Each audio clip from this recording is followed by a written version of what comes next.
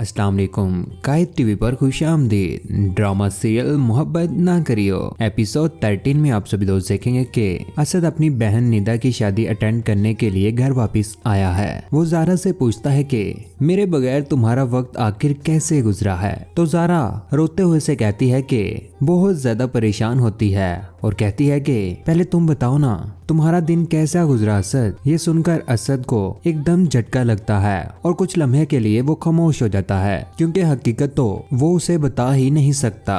जिसके बाद काशिफ और उसकी मुलाकात होती है, लेकिन वो पहली मुलाकात में उसे पसंद नहीं आया। जिस तरह से वो आशी से फ्रैंक हो रहा है उसे ये सब कुछ देखकर अजीब सा लगता है। अब वो गुस्से से निदा से बात करता है, मुझे बिल्कुल भी समझ नहीं आ रहा कि आखिर तुमने उस लड़के में क्या देखा है। लेकिन वो आगे से हठधर्मी दिखाते हुए कहती है कि सॉरी भाई, क्या आपने मामा की बात सुनी थी? धमकी देकर गए थे ना, घर छोड़ दूंगा, प्रॉपर्टी छोड़ दूंगा, सब कुछ छोड़ दूंगा। अगर मैं भी इसी तरह चुपके से निकाह कर लेती तो आप और मामा क्या कर लेते? उसे कोई भी फर्क नहीं पड़ा कि काशिफ को कोई पसंद करे या ना करे, बस उसे पसंद है ना वो उसी के साथ शादी करेगी। लेकिन शादी के बाद वो इसके सब नखरे खत्म करने वाला है। आखिर तस्लीम बेगम को उसकी सजा मिलेगी कि जो कुछ वो ज़ारा के साथ कर रही हैं वही कुछ उसकी बेटी के साथ भी होगा। उधर असद के पास जब रबिया की कॉल आती है तो असद उसे कहता है कि कैसे कह सकती हो कि हमारे रिश्ते की अहमियत नहीं है। वहाँ पर मजे से चाय पीता हुआ आशिर आता है तो उधर असद रबिया से कहता है कि बिल्कुल अहमियत है, तुम भी मेरी बीवी हो। ये सुनकर आशिर हैरान रह जाता है क्योंकि अपने सामने जिस तरह से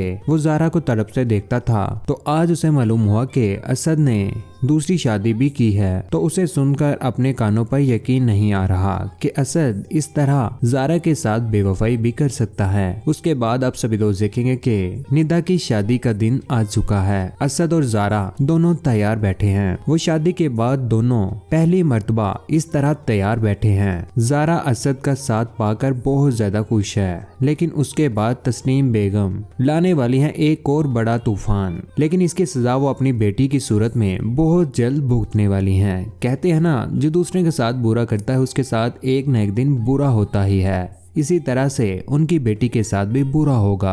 आप सभी दोस्तों का क्या ख्याल है? अपनी कीमती राय कमेंट सेक्शन में जरूर इज़हार कीजिएगा। वीडियो को लाइक कीजिएगा और हमारी वीडियो आप सब दोस्तों के साथ जरूर शेयर किया करें। चैनल पर अगर नहीं आते तो सब्सक्राइब करने के बाद बेल का बटन जरूर दबाइएगा। उसका फायदा ये होता है फीचर में हम कुछ डालेंगे आप तक जल्द पहुँच जाएगी। अपना ख्याल रखिएगा, दुआ में याद रखिएगा। अल्लाह हाफिज।